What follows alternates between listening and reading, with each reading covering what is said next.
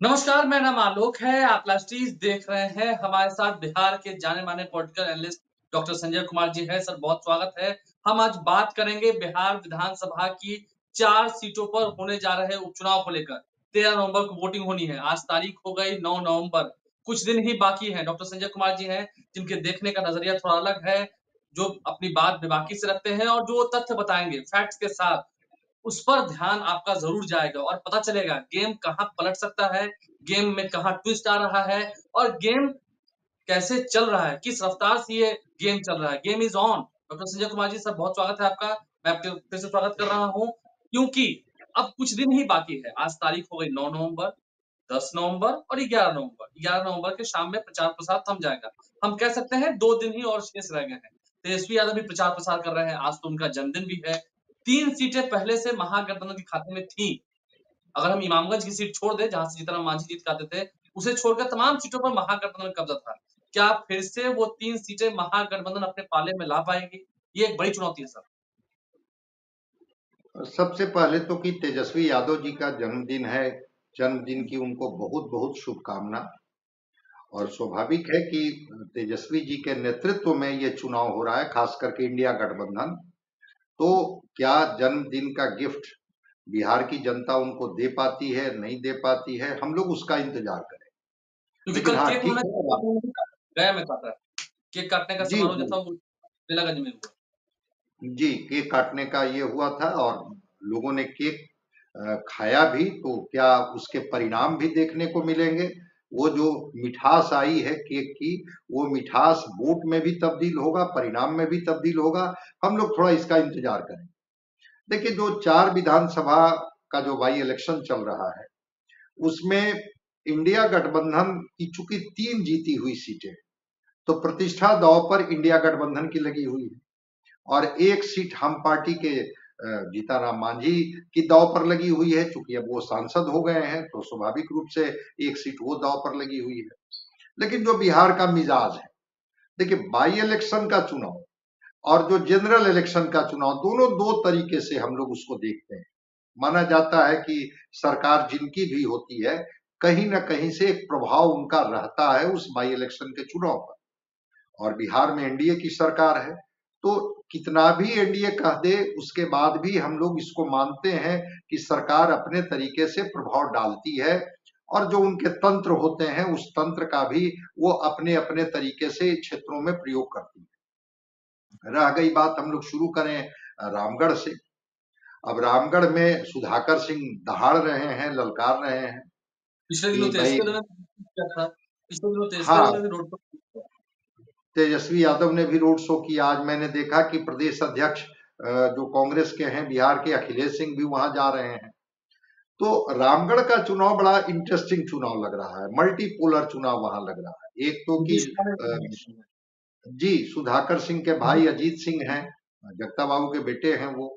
दूसरी तरफ अशोक सिंह हैं, जो लगातार उस क्षेत्र में सक्रिय रहे हैं, लड़ते रहे हैं, चुनाव उन्होंने जीता भी है वहां से। तो एक जमीनी पकड़ उनकी भी है और एनडीए के वो कैंडिडेट। वहीं पर अंबिका यादव के भतीजे पिंटू यादव, जो इस बार उम्मीदवार हैं बसपा से, माना जाता है कि बसपा की एक अपनी ताकत है। और अंबिका यादव का भी उस क्षेत्र में एक अपना प्रभाव रहा है, विधायक भी रहे हैं और लोगों के बीच में उनकी स्वीकारिता भी है। और प्रशांत किशोर जी की पार्टी की तरफ से जो सुशील कुशवाहा है, वो भी सारे लोगों को एक्सेप्टेड है, हर वर्ग में उनकी स्वीकारिता है। सज्जन व्यक्ति माने जाते हैं। माना जाता है कि कोई वैसी बात वो नहीं करते हैं जिससे किसी की भावना पर ये चोट पहुंचे। तो मल्टीपोलर चतुष्कोणीय संघर्ष वहां दिख रहा।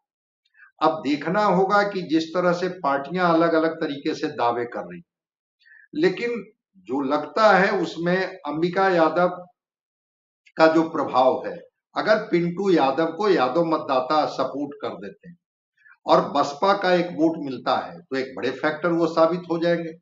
और इंडिया गठबंधन के लिए एक बड़ी चुनौती वही हो जाएंगे। एनडीए कल क्या वहां करेगी, नहीं करेगी, जनसुराज करेगी या नहीं करेगी, एक बड़ी चुनौती के रूप में तो बसपा के कैंडिडेट वहां बन गए हैं। तो देखते हैं कि मतदाता कहां पर अपना मत लगाते हैं। अंबिका यादव पर लोग भरोसा करते हैं, जिनके भतीजे हैं पिंटू यादव। या भरोसा करते हैं जगता बाबू के बेटे पर, या अशोक सिंह जो एनडीए के कैंडिडेट है और लगातार क्षेत्र में सक्रिय हैं, उन तो जो पर पिछले भरोसा करता हूं। 2020 में सर 2020 में जो जीत हार हुई थी, वो महज 188-89 वोट का ही अंतर रह गया था। काफी टफ वही मैं फाइट। बता रहा हूँ, हाँ, कि उसका मार्जिन बहुत कम था, 188 मतों के अंतर से ही मात्र ये सुधाकर सिंह जीत पाए थे। लेकिन सुधाकर सिंह के जो अल्फाज थे, जिस तरह से, जिस अंदाज में वो बोल रहे हैं, चुनौती दे रहे हैं कि कोई विधायक चुना जाएगा तो 1 साल के लिए चुना जाएगा, हम तो 5 साल के लिए सांसद चुने गए हैं, क्षेत्र के बीच में हमारी उपस्थिति रहेगी। तो मैं मानता हूं कि अब जनता इसको किस रूप में लेती है, जनता चुनौती के रूप में लेती है या जनता उनको मदद के रूप में लेती है, देखना होगा। अब हम लोग बढ़ते हैं तरारी की तरफ। तरारी में आमने सामने की टक्कर दिखाई पड़ रही है। विशाल प्रशांत जो सुनील पांडे के बेटे हैं, और सीपीआईएमएल के जो कैंडिडेट हैं राजू यादव, थोड़ी गोलबंदी वहां दिख रही है। जनसुराज के जो कैंडिडेट हैं, मुस्लिम मतदाता या जो उनके किरण देवी के जो वैसे मतदाता जो बुद्धिजीवी हैं और प्रशांत किशोर जी को थोड़ा तरजीह दे रहे हैं, तो उनका है समर्थन। लेकिन वहां माले के साथ आमने सामने की टक्कर दिख रही है। सुदामा प्रसाद वहां के सिटिंग एमएलए थे जो अब सांसद बन गए हैं, तो क्या माले वो सीट बचा ले जाती है, नहीं, या क्योंकि इस बार आज जब चिराग पासवान और नीतीश कुमार वहां गए थे सभा करने के लिए, चिराग पासवान भी थे, नीतीश कुमार थे, विजय चौधरी थे, तो काफी वहां भीड़ जुटी थी एनडीए की सभा में। बिल्कुल, चूंकि जो 3 लाख मतदाता हैं उसमें वहां पर जो एनडीए के जो वोटर हैं उनकी अच्छी खासी संख्या है और एक कंफर्टेबल मेजॉरिटी है। अगर वो पोलराइज हो जाते हैं, गोलबंद होकर के विशाल प्रशांत को, चूंकि वहां लड़ाई माले से रही है और माले से इस वजह से लड़ाई रही है कि उन लोगों की लड़ाई जो है वो किसानों की लड़ाई रही है, खेती की लड़ाई रही है। इसको लेकर के अगर गोलबंदी बनती है, तो फिर गोलबंदी बनती है तो क्या माले फिर से एक परिणाम दे पाएगी, या विशाल प्रशांत जो एनडीए के कैंडिडेट हैं, भाजपा के कैंडिडेट हैं, वो बाजी मार लेंगे, ये देखना होगा। लेकिन वहां लड़ाई आमने सामने। अब हम लोग आ जाते हैं बेलागंज। बेलागंज की जो लड़ाई है वो ट्रायंगुलर फाइट दिख रही है। अमजद, मोहम्मद अमजद जो जनसुराज के उम्मीदवार है, पहले भी विधानसभा चुनाव मनोरमा लड़े देवी जी, मोहम्मद हाँ, अमजद 2010 में तो जेडीयू के ही कैंडिडेट थे। जी। 2010 में वो जेडीयू के ही कैंडिडेट थे। 2005 में जेडीयू लोजपा जब साथ थी उसके कैंडिडेट थे और उन्होंने 10 में अच्छा वोट लाया था, 48,000 वोट उनको मिला था। इसलिए ऐसा नहीं है कि मोहम्मद अमजद कोई एक नया नाम है बेलागंज के लिए, उनकी एक मजबूत उपस्थिति। अब क्या माइनॉरिटी जो है, कम्युनिटी जो माना जाता है माई समीकरण में कि वो मुस्लिम यादव के साथ एक कॉम्बिनेशन बनता है, तो क्या मुस्लिम फिर आरजेडी के साथ जाएंगे? वैसे जो वहां के यादव मतदाता है उसमें बाइफर्केशन है। अधिकांश मतदाता न जाने क्यों सुरेंद्र यादव के लंबे दिनों तक उपस्थिति के बाद भी, 34 वर्षों से कहा जाता है कि वो सीट पर किसी न किसी तौर पर काबिज रहे हैं। बीच में जहानाबाद के सांसद हो गए थे तो कुछ दिन के लिए महेश यादव वहां हो गए थे। मनोरमा देवी के पक्ष में एक बड़ा अच्छा माहौल है और खास करके यादव मतदाताओं का रुझान वहां है। तो क्या ये जो माइनॉरिटी कम्युनिटी के लोग हैं मोहम्मद अमजद के साथ खड़े रहेंगे, आरजेडी के साथ जाएंगे, या मनोरमा देवी के साथ रहेंगे? और माइनॉरिटी कम्युनिटी के वोट पर ही डिपेंड करता है कि जो बाकी अगड़ी जातियों का जो वहां मतदाता है, कुशवाहा जाति के जो मतदाता है, चूंकि पिछली बार अभय कुशवाहा जेडीयू के उम्मीदवार थे जो अब औरंगाबाद से आरजेडी के लोकसभा के सांसद हैं, तो क्या देखना होगा कि क्या कुशवाहा मतदाता और जो यादव मतदाता, माइनॉरिटी और अति पिछड़ा जिस पर नीतीश कुमार एक अपना प्रभाव रखते हैं, और अगड़े मतदाता जो एनडीए के वोटर माने जाते हैं, क्या वो मनोरमा देवी के साथ खड़े हो जाते हैं? अभी तक ऐसा लग रहा है कि मनोरमा देवी को अपर एज है। अब नहीं लेकिन मोहम्मद अमजद जी, एक छोटा सा इसमें ऐड हम ये करेंगे। अभी इन दिनों हम देख रहे थे कि अशोक चौधरी बिहार के मंत्री हैं, वो काफी वहां सक्रिय थे। बीच में ललन सिंह भी गए थे, केंद्रीय मंत्री, उन्होंने भी प्रचार प्रसार किया था। श्रवण कुमार भी गए थे। वहां पर बेलागंज में क्या है सर, जो जानकारी मिल पाती है, आप तो बेहतर बता पाएंगे, वहां पर बालू और गिट्टी का खेल बहुत बड़ा है, यानी कि बालू और गिट्टी का व्यापार बहुत बड़ा है। उससे लोग भी बहुत संख्या में जुड़े हुए हैं, चाहे वो लेबर क्लास के लोग हों या जो जिनको उनसे फायदा होता हो, बिजनेस क्लास के लोग हों। तो एक बालू और गिट्टी का खेल भी वहां बड़ा है, जो कि कहीं ना कहीं थोड़ा सा, जैसे आप कह रहे थे मनोरमा देवी की ओर, मनोरमा देवी की ओर ही ले जाता है हाँ, बिल्कुल फायदा। बिल्कुल। हाँ, एक तरह से वो उस खेल को बहुत तरह से उनका एक संरक्षण मिलता है, और उनके बेटे रॉकी यादव तो पूरा कमान ही संभाले हुए हैं चुनाव का। तो स्वाभाविक है कि बेलागंज के लोग इस बात को भी देख रहे हैं। और खास करके मैंने कई यादव मतदाताओं से बात की, तो उन्होंने न जाने क्यों सुरेंद्र यादव के प्रति नाराजगी व्यक्त की।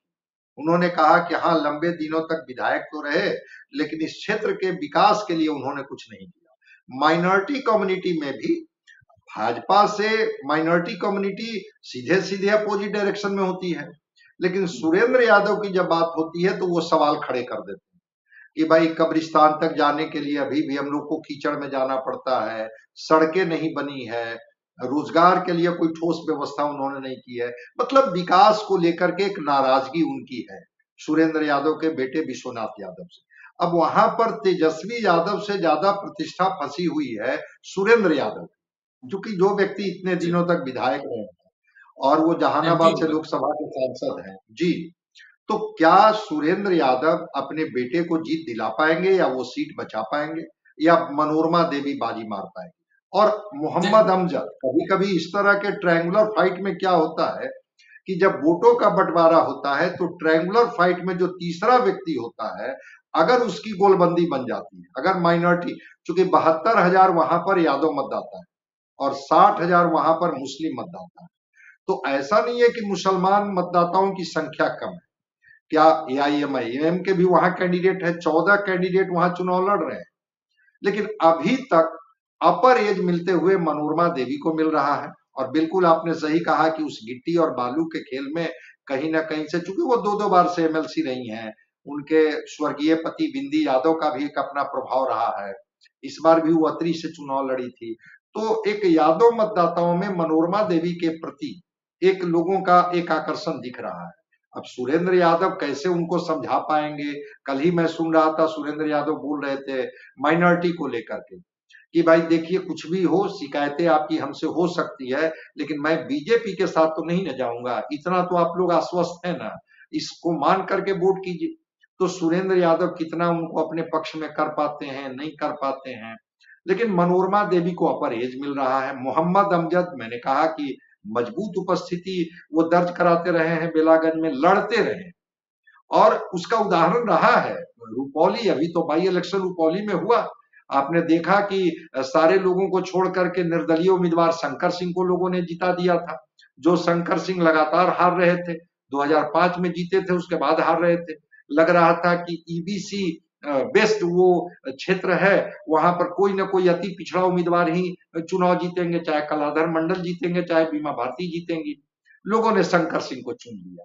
तो देखिए मतदाता क्या सोचते हैं, क्या निर्णय लेते हैं, वो मतदाता बहुत अब चीजों को खोलते नहीं है। लोकतंत्र परिपक्व हो रहा है तो मतदाता भी परिपक्व हो रहा है। और इमामगंज की बात को मैं कह के अपनी बात को वही पूरा बात है, करता हूँ। वहां भी जीतनराम मांझी की बहू है, मैं उसी पर आ रहा था। जीतनराम मांझी की बहू है, जैसा अभी आपने कहा कि सुरेंद्र यादव के बेटे हैं विश्वनाथ यादव, वहां भी जीतनराम मांझी की बहू आई है। तो क्या भरोसा जो जीतनराम मांझी पर था, वही भरोसा जीतनराम मांझी की बहू पर भी? हालांकि वो पढ़ी लिखी है, वो शिक्षित महिला है, संतोष सुमन की पत्नी भी है, उन्होंने पहले चुनाव लड़ा है, जिला परिषद का चुनाव जीती भी है अध्यक्ष के रूप में, संघर्षशील भी है। लेकिन क्या वो भरोसा जीत पाएंगे? क्योंकि बस 2 दिन अब और रह गए। देखिए, जीतनराम मांझी की एक अपनी स्वीकारिता तो है, ठीक है, एंटी इनकम्बेंसी उनके खिलाफ हो सकता है। संतोष सुमन मंत्री हैं, जीतनराम मांझी केंद्र में मंत्री हैं, लेकिन जो रोशन मांझी है, चूंकि सबसे ज्यादा इमामगंज विधानसभा क्षेत्र में जो जिस समाज से वो आते हैं, मांझी समाज का सबसे ज्यादा वोट, और दो मांझी हैं, आरजेडी ने भी मांझी पर ही दाव लगाया है, वो रोशन मांझी जो हैं। तो वहां पर दांगी मतदाता भी, अब अभय कुशवाहा औरंगाबाद लोकसभा के सांसद हो गए हैं, और इमामगंज विधानसभा औरंगाबाद लोकसभा में पड़ता है। तो क्या डांगी मतदाता रोशन मांझी के पक्ष में खड़े हो जाते हैं? अभय कुशवाहा की भी प्रतिष्ठा दांव पर लगी हुई है। क्या मांझी वोटों का बंटवारा कराने में रोशन मांझी, चूंकि रोशन मांझी भी इस क्षेत्र में सक्रिय रहे, दीपा मांझी को अगर इस बात का लाभ मिलेगा कि वो जीतनराम मांझी की बहू हैं, खुद पढ़ी लिखी हुई हैं और संतोष सुमन की पत्नी है, तो रोशन मांझी भी क्षेत्र में लोगों के सुख दुख में खड़े रहे हैं, उनकी सक्रियता रही है। तो क्या रोशन मांझी को, जो इंडिया का जो वोट बैंक है, जो मुस्लिम यादव का कॉम्बिनेशन है, अभय कुशवाहा की वजह से जो डांगी कुशवाहा का जो समीकरण है, अगर उस समीकरण का लाभ मिलेगा तो रोशन मांझी भी एक कड़ी टक्कर देंगे। लेकिन दीपा मांझी के बीच का कहा जा रहा है कि जो मांझी समाज है, उस मांझी समाज में दीपा मांझी को कोई पहचान की जरूरत नहीं। सब लोग जानते हैं, नाराजगी हो सकती है जीताराम मांझी से, संतोष सुमन से, लेकिन दीपा मांझी को लोग जानते हैं। और ये महिला भी संघर्ष से निकली है, पढ़ी लिखी हुई है, तो अपने तरीके से लोगों को कनेक्ट कर रही है। अगर मांझी समाज ने तय कर लिया कि नहीं दीपा मांझी के पक्ष में ही मतदान करेंगे, तब तो अपर एज मिलते हुए दीपा मांझी को दिख रहा है, लग रहा है कि दीपा मांझी बेहतर कर जाएंगी, परिणाम दे देंगी। अगर रोशन मांझी का जो मैं सोशल कॉम्बिनेशन बता रहा हूं, जो इंडिया गठबंधन का कॉम्बिनेशन है, मुस्लिम का, यादव का, कुशवाहा का और भी दलित जातियों का अगर कॉम्बिनेशन इनके साथ मिल जाता, जितेंद्र पासवान जो जन सुराज के उम्मीदवार है, चूंकि बाके बाजार में वो बैठते हैं और वहीं से वो अपना लोगों को प्रैक्टिस करके ऑब्लाइज भी करते हैं, ठीक है, वो जो गांव देहात के जिस तरह के जो डॉक्टर होते हैं उसी तरह से हैं, लेकिन एक सामाजिक उनका चेहरा है और उस सामाजिक चेहरे में कितना वो प्रभाव डाल पाते हैं। चूंकि उदय नारायण चौधरी और तेजस्वी यादव दोनों जाकर के वहां संबोधित कर चुके हैं इमामगंज कि भाई मौका तो दीजिए, बार बार।